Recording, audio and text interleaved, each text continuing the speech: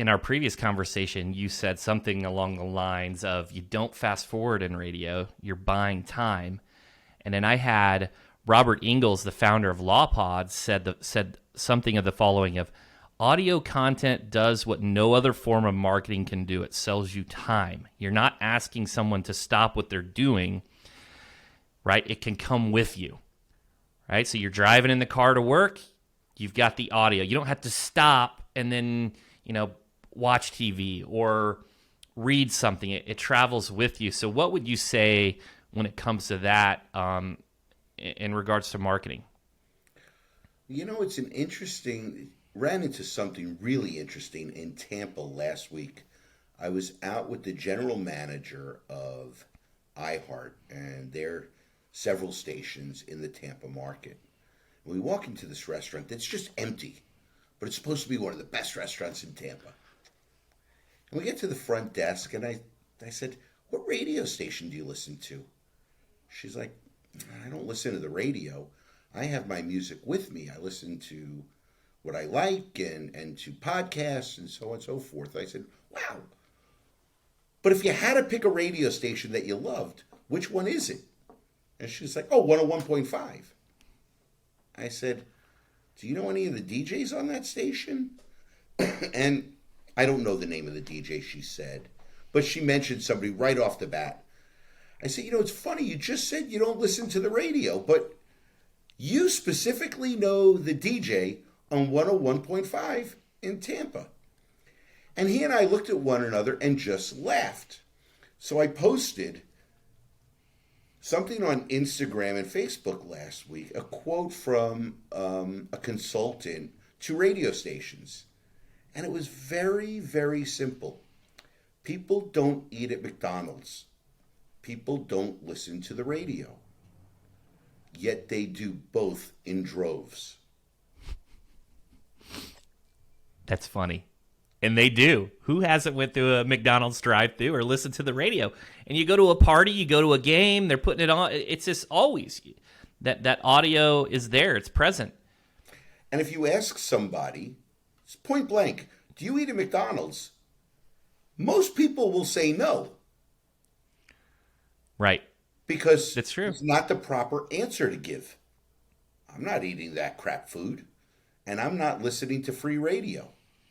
But my God, I've proven for 36 years that they do, because nobody spends good money for bad marketing. That's true. That's true. The only entrepreneur I can think of that will freely admit to eating at McDonald's every day is Warren Buffett. I mean, what can you say, right? And the same steakhouse on Friday night. Yep. So I want to get to investments here and talk about impressions. So TV, and correct me if I'm wrong, radio may be the same way. They're measured by CPMs, like, cost per 1,000 impressions.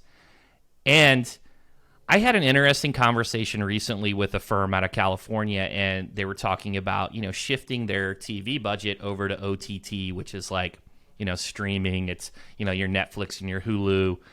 And Hulu came up, and I was looking at the CPMs, and it was $60 to $80 CPMs. I don't know what TV is, but even if it's $10, it costs 6 times as much to advertise on Hulu, and it got me thinking about radio. Do you happen to know the CPMs, like the amount of impressions, and impressions are different, right? The audio impressions that you get, even as a comparison to TV? So, first off, I do not use any OTT product in any market across the country. And yes, I'm the radio guy, but I do TV and billboards also. And I wouldn't use OTT, and I don't do streaming audio either.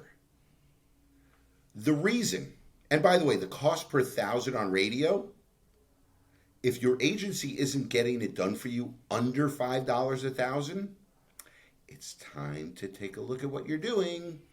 But why don't I use either of those OTT or streaming products?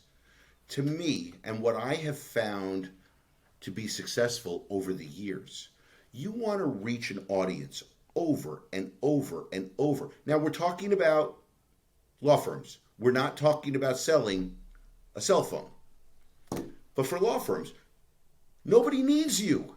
So you've got to build a brand. They've got to know what you do, and they have to know how to reach you. Other than those three things in your commercials, nobody really cares until they care. And that's when you look great, because then they're going to Google. Right. Makes the SEO guy look great. Where the attribution's murky. Oh, we got a conversion. So I will agree with that. The thing that I've noticed is, and let me tell you my own experience, Gary. So recently we went to National Trial Lawyers. We went to the Lowe's in Miami, and I happened to get an Uber. And I had an Uber from the Lowe's to the Four Seasons. It's about a 20-minute drive, maybe a little bit longer. And I was going to meet my good friend James Helm of Top Dog Law. And in that drive, in that 20 minutes, I heard Anajar Levine 4 times. So first, and you already alluded to it earlier, can you speak to repetition for radio versus TV? You know, it seems like when you get on TV, you're going to see 4 PI ads, and then it's like the next commercial break. But I heard Anajar within a 20-minute drive 4 times. On the same station? Same station. So I'm going to assume that you were listening to the top 40 station here in Miami called Power 96, which is the most coveted radio station for personal injury lawyers in South Florida. I happened to work there for about 26 years. So Mark and I tried many, many different things. And Anajar and Levine is going to be celebrating 10 years with me, or I'm going to be celebrating 10 years with them next week. And Congrats. we have built, thank you, we have tried many things that it wasn't that they failed, but how do we reach the audience over and over and over again to where Anajar and Levine is the first thought, not the second, not the third.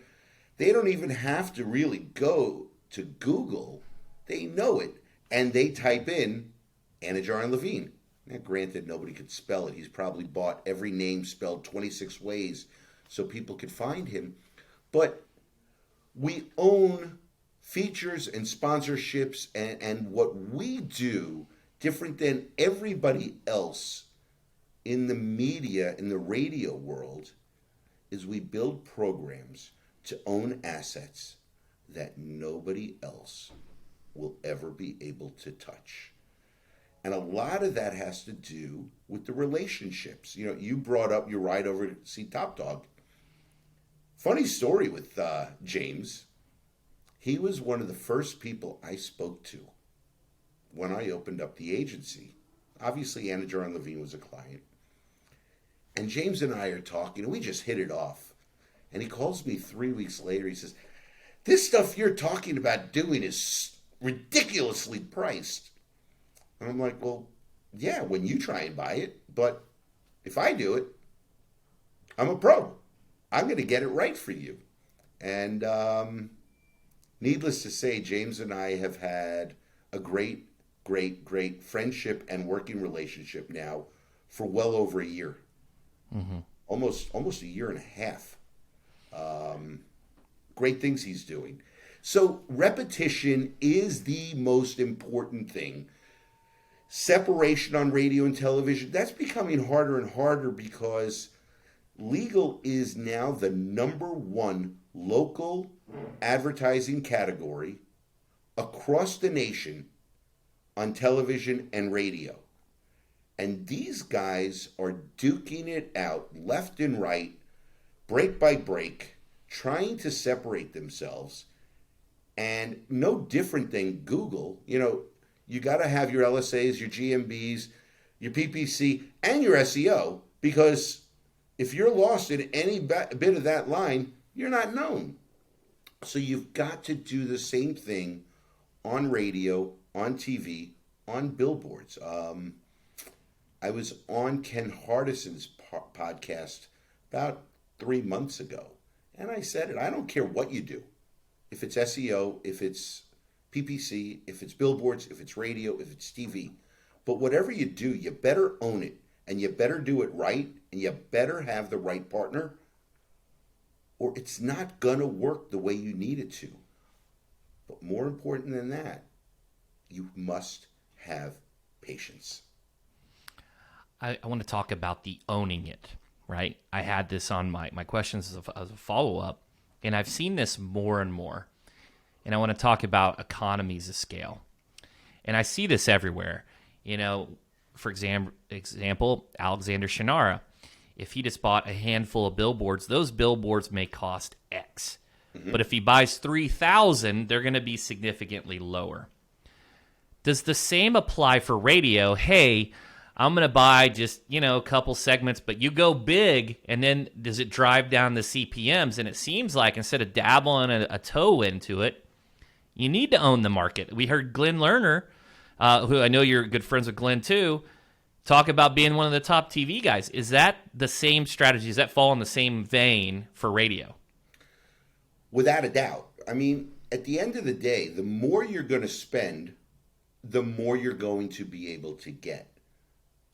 But when you deal with radio or TV stations on your own, they are going to sell you what they have available to sell.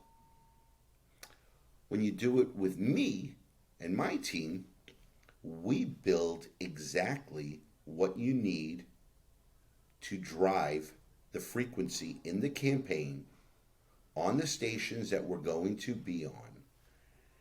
And this is the hardest part, but I have to work really hard on this with my clients. If the stations won't give us what we want and know that works, they're not part of the buy. And we tell them, we'll give them the opportunity to come back next year. And you gotta stick to it. Because every broadcaster in America wants that legal money. But if you don't buy it right, you will get lost in the shuffle every single time.